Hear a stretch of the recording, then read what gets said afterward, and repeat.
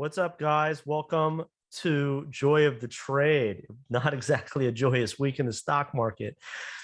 I was looking at this week and I was looking at some of the earnings. I've got this new show called Crush the Open. Be there at Monday morning at 9 o'clock. It's live.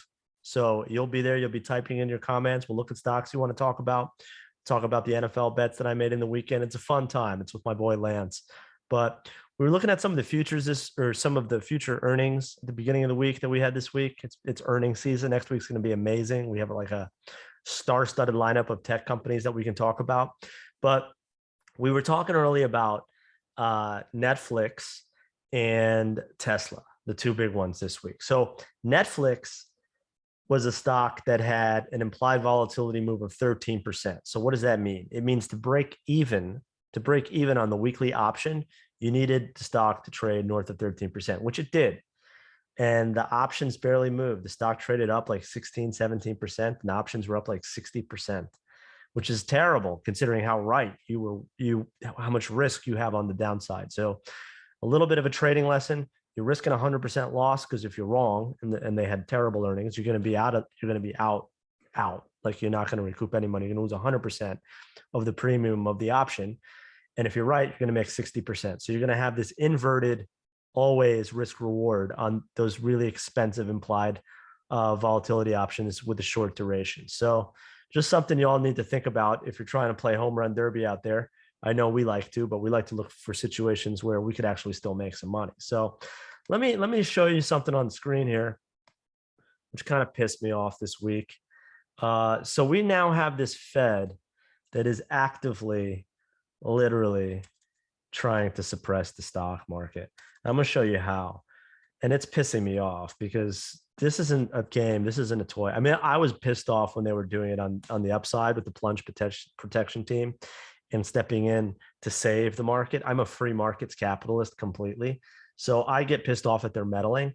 But these guys were literally out there yesterday when the stock market was rallying, pouring fire on it and saying, we're putting a wet blanket on the fire saying, we need rates to keep going much higher. We have to stop inflation. We need asset prices much lower. They literally want the stock market, the economy to go to shit, beyond shit. It's already shit, but they want it to be like total shit, which for me is aggravating because there's real life ramifications for that. I think we can have a situation where we let the markets work themselves out. You already see inflation starting to work itself through the system a little bit. I mean, they meddled in the first place, which got us into this. But what they're doing now, we're going to keep the persistently high prices that is going to take time to roll back and probably won't be rolled back. But in doing so, in trying to deal with something that they cannot change at this point, they're going to ruin everything else. So it's not a zero-sum game. It's not binary. But anyways, what they did yesterday was they came out, they got yields to go up like crazy. Let me show you this 2-year. So we were having a nice morning yesterday. Stock market was kind of getting used to this rates being high, but they put this thing out there that they need to raise substantially more. And yeah, the rest is history. But so if we look at what happened in the S&P future when they said that, we were kind of having a nice little rally in the morning. We just collapsed.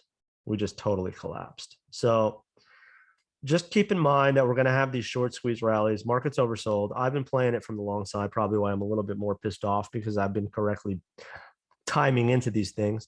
But then to have them come out and actively manipulate the downside, super, super aggravating. So beware. It is what it is. They want the market to be a lot lower. They want asset prices to be a lot lower. We're getting a little bit of a bounce. We had the NASDAQ down over 1% this morning in the futures. And again, the market wants to rally, but the Fed wants this to keep going lower. We're down 32% year to date. I think they want it to be down more than 50%. I think they want super pain in the housing market. And I think it's not a game. There's real life. There's real consequences to this stuff. And it's not a light switch that you can turn off and on. And if you do that to the economy and you do that to the country, it ain't going to be good, folks. So that's my warning. That's my rant. This Fed is shit. We need to out them. We need to oust them. We need a new system. Get these bureaucrats, these corrupt cronies out of there.